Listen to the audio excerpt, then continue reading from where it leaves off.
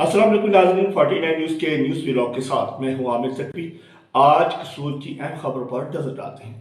سب سے پہلے ہم اپنے دیکھنے والے تمام ناظرین کو 49 نیوز کی ٹیم کی جانب سے اس عید سعید کے موقع پر بہت بہت مبارکباد پیش کرتے ہیں۔ آج یکم شوال ہے۔ پاکستان بھر کی طرح ضلع قصور کے تمام چھوٹے بڑے شہروں میں عید الفطر انتہائی عقیدت و احترام سے منائی گئی۔ شہر کے مختلف مقامات پر عید کے بڑے بڑے اجتماعات کا اہتمام کیا گیا، جس میں ہزاروں فرزندان توحید نے نماز عید ادا کی۔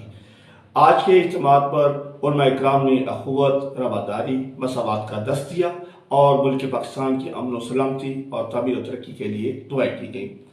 اگر بات کریں سیکیورٹی کی تو ڈی پی قصور کی خصوصی ہدایت پر فول پروف انتظامات کیے گئے تھے۔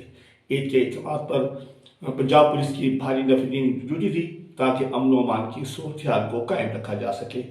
عید کے موقع پر میونسپل کمیٹی کی جانب سے بھی خاطر خواہ انتظامات کیے گئے تھے، جس میں صفائی ستھرائی کے بہترین انتظامات کرنے پر شہریوں کی جانب سے خوب سراہا گیا اور ان کا خیر مقدم کیا گیا۔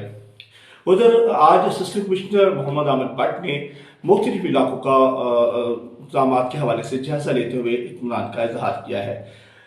اسسٹنٹ کمشنر چونیا عامر بٹ نے عوامی شکایت پر گوشت مارکیٹ کا دورہ کیا اور غیر معیاری گوشت فروخت کرنے والے اور زائد رقم وصول کرنے والے دکانداروں کے خلاف کارروائی کرتے ہوئے بھاری جرمانے کیے گئے اور 3 دکانداروں کے خلاف مقدمہ درج کر کے ان کو پولیس کے حوالے کر دیا گیا ہے۔ اور اس موقع پر عامر بٹ کا کہنا تھا کہ ایسے افراد کو قطعی معاف نہیں کیا جائے گا۔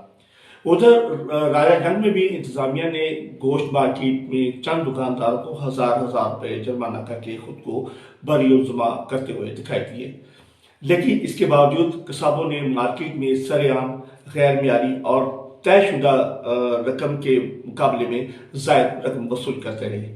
شہری ان کے ہاتھوں لوٹنے پر مجبور رہے۔ عوامی سماجی حلقوں کی جانب سے شدید برہمی کا اظہار کیا گیا ہے اور ان کے خلاف کارروائی کا مطالبہ کیا گیا ہے۔ ناظرین، یہ تھے آج کا ہمارا نیوز ولاگ۔ امید ہے کہ آپ کو پسند آیا ہوگا۔ کل میرے لیے ایک نئے نیوز ولاگ کے ساتھ اپنا خیال رکھیے گا۔ اللہ حافظ۔